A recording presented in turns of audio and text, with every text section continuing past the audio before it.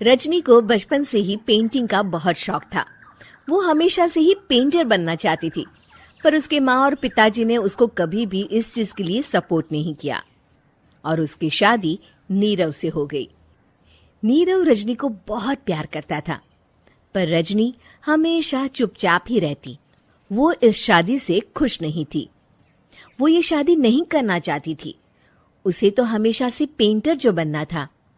अपने इस सपने को वो नहीं पूरा कर पाई, इसलिए वो हमेशा उदास रहती थी। रजनी, बहुत ही बढ़िया फिल्म लगी है, कल देखने चले? नहीं जी, कल मुझे बहुत काम है, मैं नहीं जा पाऊंगी। अच्छा तो कोई बात नहीं, संडे को चलते हैं। देखिए, मुझे फिल्म देखना पसंद नहीं है। आपको जाना है तो चले जाइए। नीरव को मना करके रजनी वहां से चली जाती है और अपने बैग को खोलकर उसमें बंद पड़े ब्रश और कलर्स को देखकर रोने लगती है। रजनी, चलो ना कहीं बाहर खाने चलते हैं, कुछ तुम्हारी पसंद का। जी, मुझे नहीं जाना, मेरी तबीयत ठीक नहीं है। रजनी वहां से चली जाती है। नीरव को समझ नहीं आता कि रजनी उससे इतना दूर क्यों रहती है। वो जब भी उसके साथ वक्त बिताना चाहता है, रजनी कोई ना कोई बहाना बना देती है। एक दिन घर पर कोई नहीं था। रजनी घर का सारा काम जल्दी से खत्म कर लेती है। घर पर अकेले होने के कारण वो सोचती है कि वो आज पेंटिंग करेगी। वो अपने कमरे में जाकर पेंट ब्रशेस और कलर्स निकालकर जैसे ही कलर मिक्स कर रही होती है कि दरवाजे पर बेल बज जाती है। अब कौन आ गया इस वक्त? इतनी मुश्किल से तो मुझे पेंट करने का मौका मिला है।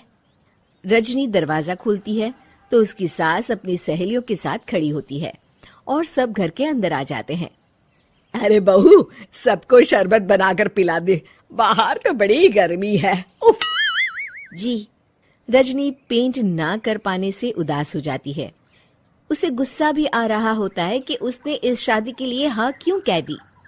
वो रसोई में जा रही होती है कि उसकी सास उसे रोकती है।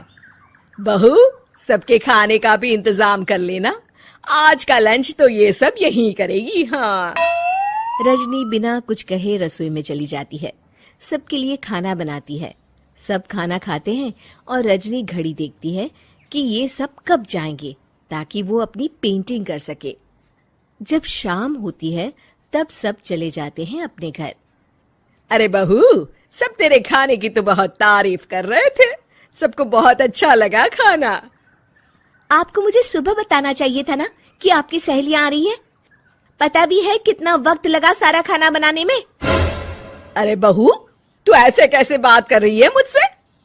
तो और कैसे बात करूं? मैं इस घर की कोई नौकरानी नहीं हूं कि इतना काम करूंगी। रजनी अपने कमरे में जाकर दरवाजा बंद कर लेती है। शाम को जब नीरव आता है तो उसकी माँ उसे पूरी घटना के बारे में बताती है। क्या रजनी ने आपसे इस तरह बात की माँ? हाँ, और पता नहीं उसे क्या हो गया है, शाम से बाहर भी नहीं आई है। मैंने तो कई बार आवाज दी, खाना भी नहीं खाया उसने। तू ही बात करके देख ले बेटा। नीरव अपने कमरे का दरवाजा खटखटाता है। रजनी, दरवाजा खोलो, मैं हूं।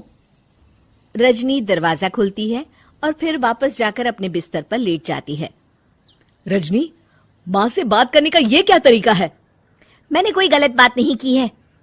अरे तुम क्यों ऐसे बर्ताव कर रही हो सबके साथ?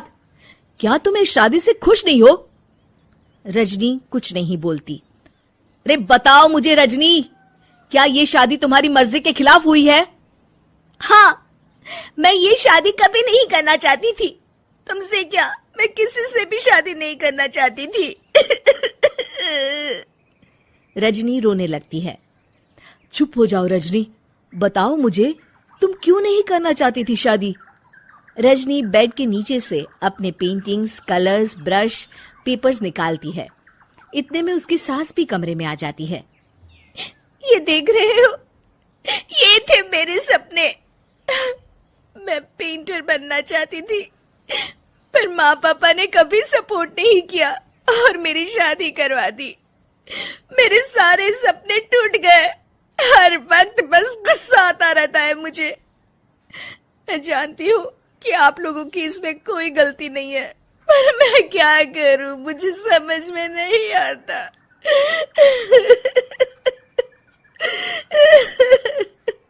रजनी फूट फूट कर रोने लगती है। मुझे माफ कर दीजिए, आप दोनों के साथ मैं बहुत बुरा बर्ताव कर रही हूँ। अरे रजनी बेटा, चुप हो जाओ तुम। नीरव पानी लेकर आता है। ये लो पानी पियो और शांत हो जाओ। रजनी पानी पीती है और उसकी सास पेंटिंग्स देख रही होती है। अरे नीरव, हमें तो पता ही नहीं था कि हमारी बहू कलाकार है। अरे कितनी अच्छी पेंटिंग्स बनाई है, देखो तो। ये वाली तो मैं अपने कमरे में ले जाऊंगी। आपको ये पेंटिंग्स अच्छी लगी? अच्छी नहीं, बहुत अच्छी लगी। और तुमने हमें बताया क्यों नहीं? तुम जब चाहे पेंटिंग कर सकती हो रजनी। हम तुम्हारे सपनों को पूरा करने में तुम्हारा पूरा साथ देंगे। हाँ बेटा, हम कला की कद्र करते हैं। हम कलाकार तो नहीं, पर मुझे गर्व है कि मेरी बहू एक कलाकार है। रजनी, नीरव और सास तीनों हंस पड़ते हैं।